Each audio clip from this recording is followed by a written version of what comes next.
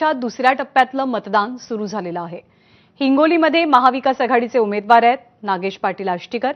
थोड्याच वेळामध्ये ते मतदानाचा अधिकार बजावतील।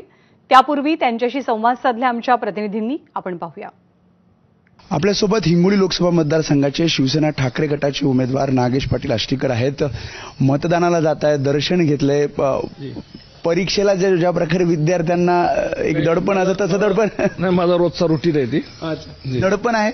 नाही नाही, अजिबात नाही। दडपण नाहीये, काही नाही आहे। जनता जनार्दन आहे, ते ठरवणार आहे। आणि दडपण नाही आहे, कामाची हमेशा कामामध्ये असतो, रोजच ग्राउंडवर असतो।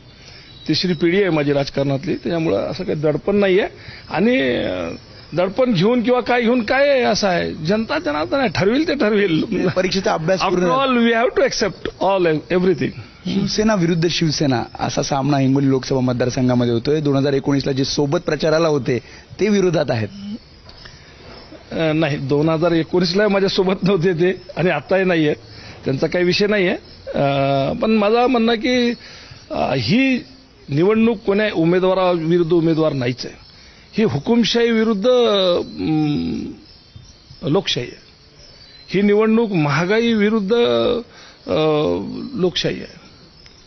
म्हणजे प्रत्येक गोष्टीमध्ये लोकशाहीचा दबाव म्हणजे दाबून टाकण्यात येत आहे, त्याविरुद्ध ही निवडणूक आहे। खरं तर उमेदवार वगैरे काही मायने ठेवत नाही। उमेदवार तुम्ही जर पाहायला गेलं तर ऐन टायमावर आमच्या इथला उमेदवार विरोधकांनी बदलला आहे। कसं बघताय, कोणत्या यांनी मतदान करतील, कोणते मुद्दे? लोक, मी तुम्हाला सांगतो, लोक हुकुमशाहीला कंटाळलेले आहेत। लोक त्या तुमच्या महागाईला कंटाळलेले आहेत। नवतरुण मुलं आज दिशाहीन झालेले आहेत।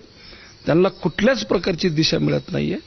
ना शेतामध्ये काही पिकत आहे, ना मायबाप शिल्लक काही पाडत आहेत, किंवा मुलाला काही व्यवसाय टाकून द्यासारखी त्यांची परिस्थिती आहे, किंवा बँक कुठे उभं टाकू देत नाही।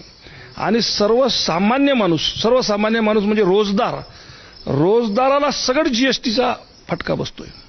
तुम्हाला पूर्णपणे विश्वास आहे मोदी फॅक्टर चालणार नाहीये? आणि आपण बघतो सहकुटुंब जवळच असलेलं त्यांचं गाव आष्टी, त्या ठिकाणी ते आता मतदानाला जात आहेत।